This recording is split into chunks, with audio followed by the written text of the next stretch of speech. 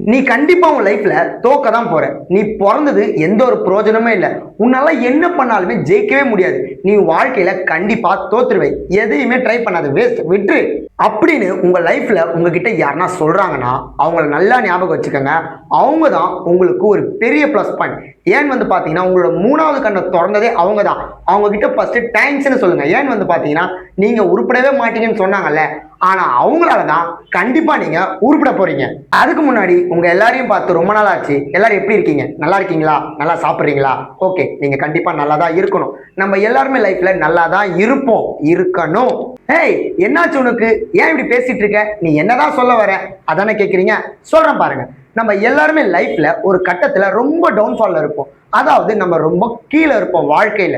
அதுக்காக நீங்க எப்பவுமே கீழேலாம் இருந்துருவீங்கன்னு அர்த்தம் கிடையாது. நீ கீழே தான் இருப்ப, உன்னால வளர முடியாதுன்னு அப்படி சொல்றாங்கல்ல, அதுவும் உண்மை கிடையாது. நீங்க கண்டிப்பா வளர்ந்துருவீங்க. நீங்க கண்டிப்பா உயர்ந்துருவீங்க. உங்களை யாராலையுமே கீழே தள்ளவே முடியாது. ஒருத்தால மட்டும்தான் முடியும். உங்களால மட்டும்தான் உங்களை அழிச்சிக்க முடியும். அதே மாதிரி நம்ம வளர்றதுக்கு காரணம் யார் தெரியுமா? யாருமே கிடையாது. நம்ம நினைச்சாதான் நம்ம வளர முடியும். ஃபர்ஸ்ட் நினைங்க, வளரணும்னு நினைங்க. சரி, கான்டெக்ட் என்னன்னு சொல்லிடுறேன். மைய கருத்தை சொல்லட்டுமா? இப்போ நம்ம வந்து ஹாஸ்பிட்டல்ல அட்மிட் ஆயிட்டு இருக்கோம். அப்போ நம்மளுக்கு வந்து இசிஜி இருக்கு பார்த்தீங்களா? அது இறக்கமாவும் ஏத்தமாவும் இறக்கமாவும் ஏத்தமாவும் தான் இருக்கும். இறக்கமா இருக்கிறதுனால தான் நம்ம உயிரோட இருக்கோம். ஏத்தமா போனாலும் நம்ம உயிரோட தான் இருப்போம்.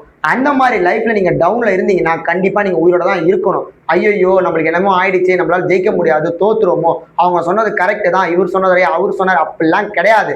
அவனுக்கே ஒன்றும் தெரியாது. அவனால பண்ண முடியலட்டு தான் உன்னை அவன் குறை சொல்லிட்டு இருக்கான். ஸோ அதனால நீங்க கீழே இருந்தீங்கன்னா கண்டிப்பா ஜெயிக்க முடியும் அப்படின்ற ஆணியை உங்க நெஞ்சில குத்துங்க. நீங்க அப்படி நினைச்சா மட்டும்தான் உங்களால ஜெயிக்க முடியும். கொஞ்சம் பின்னாடி காலை வச்சீங்கனாலே கண்டிப்பா உங்களால ஜெயிக்க முடியாது. இதனாலதான் நான் சொல்றேன், கண்டிப்பா உங்களால ஜெயிக்க முடியாது.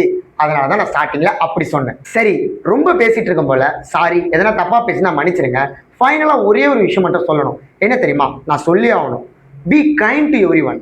எல்லாருக்கிட்டையும் அன்பா இருங்க. Be calm to every one.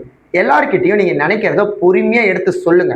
First பேசுங்க, வாயை திறந்து பேசுங்க, அன்பா இருங்க, கோபப்படாதீங்க, ஆத்திரப்படாதீங்க. எல்லாருக்கிட்டையும் அன்பா இருங்க. அன்பால மட்டும்தான் ஒருத்தவங்களோட மனசை வந்து புரிஞ்சுக்க. சரி, நீங்க லைஃப்ல எதுவுமே பண்ணலனாலும் பரவாயில்ல, ஒன்றும் பிரச்சனை இல்லை. ஆனா கண்டிப்பா நீங்க எல்லாருக்கிட்டையும் அன்பா இருங்க.